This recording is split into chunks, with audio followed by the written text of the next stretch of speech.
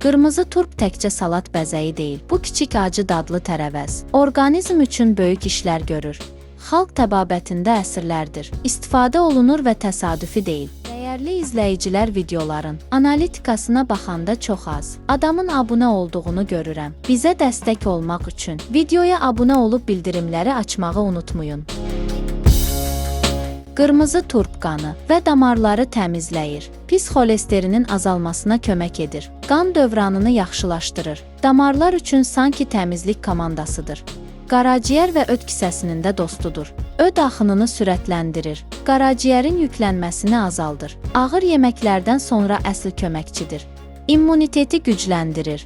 Tərkibində C vitamini çoxdur. Orqanizmi infeksiyalara qarşı daha dözümlü edir.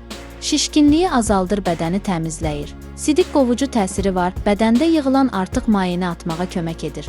Şəkər balansına dəstək olur. Aşağı glisemik indeksə malikdir. Düzgün miqdarda istifadə edildikdə şəkər dalğalanmasını artırmır. Bəs necə istifadə etməliyik?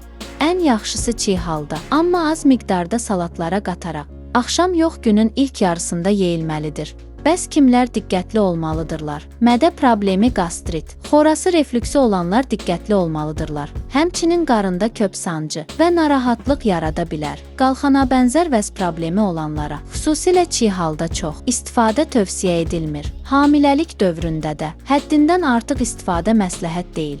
Faydalı məlumatlar üçün mənim kanalıma abunə olub bəyənməyi unutmayın. Bu videoda bu qədər. İzlədiyiniz üçün təşəkkürlər.